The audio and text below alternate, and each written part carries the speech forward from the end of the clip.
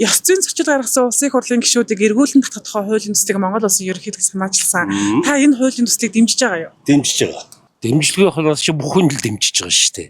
Ер нь бол иргэд бол бүгдээрээ дэмжиж байгаа шүү дээ. Зөв шүү дээ. Одоо эргүүлэн татах гэдэг хууль нь 1992 онд үндсэн хуулинд заалтай байсан болж хэрэгжлэгүй хууль байхгүй юу?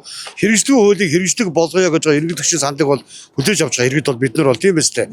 Өнөөдөр энэ сааралд ордонд өнөөдөр улгаачин, луурчин, балиар гэмт хэрэгтэнгүүдийн уурхай байх ёсгүй шүү дээ. Би бол зөв гэж бодож байна те. Миний хувьд яг улс орны талаар нэг сайн мэдгүй. Гэхдээ яг ёс зүйн зөрчил гаргасан улсын хурлын гишүүдийг эргүүлэн татахыг яг хөвдөө бол дэмжихгүй байгаа. Ягаад тэгэхээр ямар нэгэн ёс зүйн зөрчил гаргасан л бол тэгээд тэр бүнийг эргүүлэн татах нь жоохон логикгүй юм а тэгээд санагдаж байна. Одоо парламентэд зугаа 128 гишүүнээс эргүүлэн татах шаардлагатай улсын хурлын гишүүнийг нэрлээч гэвэл та ямар гишүүдийг нэрлэх вэ? Нээлжинд ямар ч байсан. Оюун эрдэнэ нэрлэлч. Амар байсгалыг нэрлэлч. Ер нь хулгай хийсэн зөндөө байна уу? Дандаа худлаа ярьдаг. Яг эргүүлэн татыг үл одоо 50-60 хүн байна шүү дээ. Энийг гэж хэлдэг одоо тэр нэг хэн блэ? Онэн хоёр маяр оюун эрдэнэ одоо намар сайхан майхан өөр хэн байна? Тэр нэг жидгүүд холбогдсон Жаданбайн хоёр маяр Жонко Батулга молхон тэргээд үе түмэн байна шүү дээ.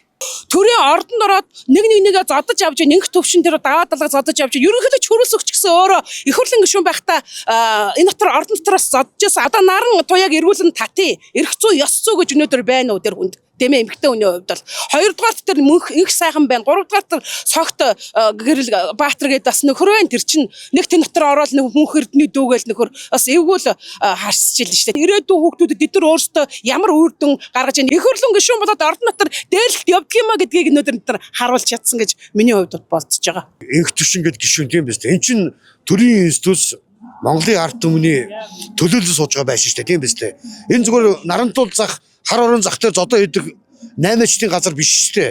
Тэгэхэд улсын их хурлын гишүүн байж тэр нийслэлийн даваа дадаа гэдэг хүнийг шууд зодож та нар харсан биз дээ бүгдээрээ. Шууд зодоо чи ингэж ярихгүй шүү гэдэг. Нэгдүгээр за энэ хүн байна. Хоёрдугаар одоо тэр энэ засгийн газрын сайд болсон байгаа G2 тэр сайн зөргөд улсын их хурлын гишүүнд яаж халдж ирснийг бүгдээрээ мэдчихэж байгаа шүү дээ. Хөнгүү газар уулзнаа чамтай. Эр хүн шиг уулзнаа тийм биз дээ. Гээд бас бахируулаад улсын хүмүүсийн болоож аваад байгаа үйлдэл зөндөө гарч ирсэн. Энэ хоёр улсын хурлын гишүүнийг бол би нэг номер тэр ёс зүйн үгээр эргүүлэн татах улсын хурлын гишүүд байгаа гэж би бодож байгаа тийм. Нэг улсын хурлын гишүүдийг ёс зүйн зөрчил гаргасан гэж байгаа шүү дээ. За ихэнх иргэдийн хувьд ёс зүйн зөрчил гаргасан гэхээ зөвхөн одоо нөгөө бүдүүлэг үг хэллэг ч юм уу ийм зүйлээр хязгаарлагдаад ах шиг байна. Таны хувьд ёс зүйн зөрчил гэвэл одоо ямар зүйл? Одоо төрөл бүрийн юм байгаа байхгүй. Үнтэй зүүн сарцх байна. Бага насны хүүхдтэй байна, хил яриа байна. Олон нийтийн дүнд биеийн авч явж байгаа байдал нь байна. Дээрээс нэвэл Нямбатар ах ба шүү дээ.